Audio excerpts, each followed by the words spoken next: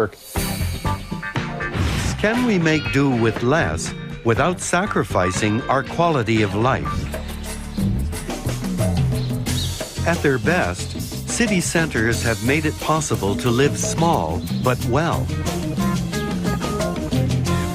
Established downtown locations use all the space available.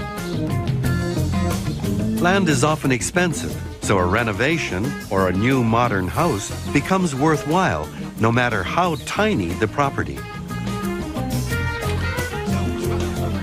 But living small can also mean living affordably. For architectural intern Andy Thompson, the solution was a mini home.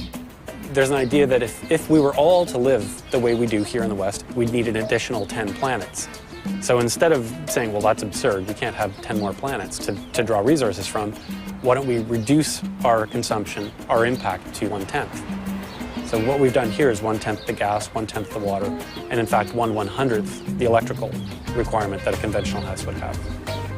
Many people see it from the outside and have all kinds of preconceptions. Oh, this is too small for me to live in. But then when they see the inside, they feel how light, airy, open it is. I have lived here in the mini home throughout the summer for 4 months. And I mean, we loved it. Hi. Hey, Kier. The kids love it. I mean, the whole family had input in the design process. With, you know, my 6-year-old sitting around the kitchen table saying, I'd love to have a loft that I can climb up into. Go on up. Go on up. Let him go. The materials that we're using in the mini home are the greenest we could find.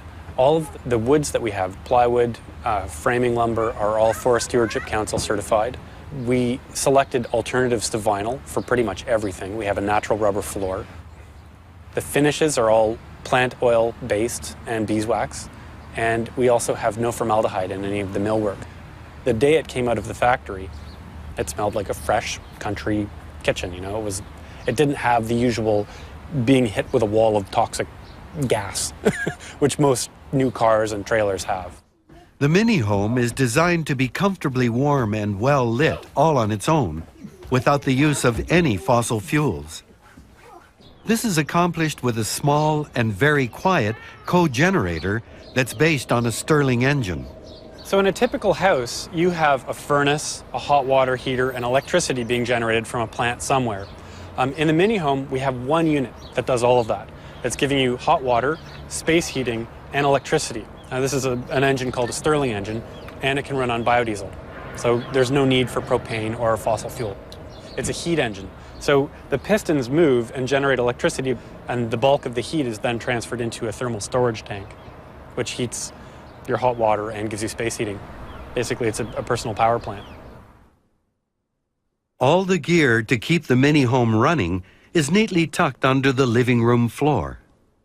So what we've done here is placed all of the mechanical systems for the mini home in a raised floor cavity. We've got 3 systems, air system, a water system, and an electrical system. From the solar panels and the wind turbine, we have electrical energy coming into the batteries through a charge controller. The solar panels are actually located right here on the canopy, the entrance to the mini home. And we can also tilt it to the most appropriate solar angle for the time of year. We have a wastewater tank, which from the kitchen sink, shower, and bathroom sink will go into a gray water system outside of the unit. And then we also have a composting toilet. There's a reason why the mini home is built as a trailer and not as a house. I've worked on off-grid sustainable housing for over 10 years. And in almost every instance, we have issues where we're bumping up against disincentives to doing green buildings in the building code and in zoning bylaws. That being said, as such, it's a legitimate form of residential dwelling. And if it's prefab, it's light and quick and simple to bring in. Making the best use of valuable space is increasingly important, especially in big cities like Vancouver.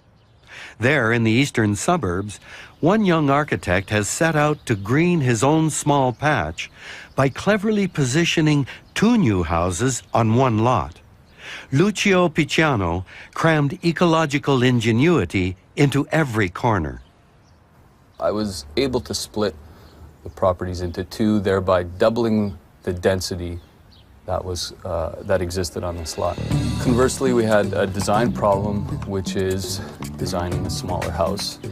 Not only a smaller house, but a smaller house on an irregular lot.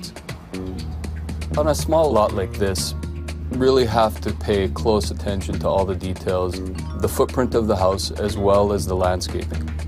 We don't have a traditional lawn on this property. Everything apart from the house is either path to the house or planters, gardens, flower beds.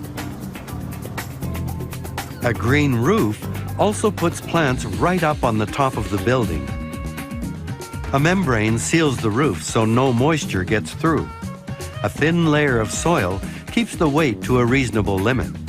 And then hardy plants such as sedum and ornamental grasses are used because they can withstand windy and drier conditions. The green roof also benefits the environment below.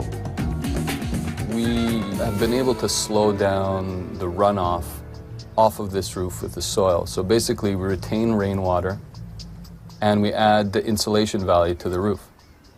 The house was designed to take advantage of the prevailing breezes. A tall, thin stair tower acts like a funnel to move air throughout the house.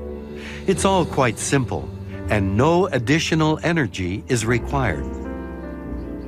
We crack the door or the skylight at the top and the window at the front of the house, and we can actually draw warm air right through the building. So strategically it worked out for both winter and summer because we can siphon heat up through the building in winter, and we can also siphon excess heat out of the building in summer. By building smaller, we can actually put more of that money into the quality and the details of the house, at the same time reducing our footprint on the planet.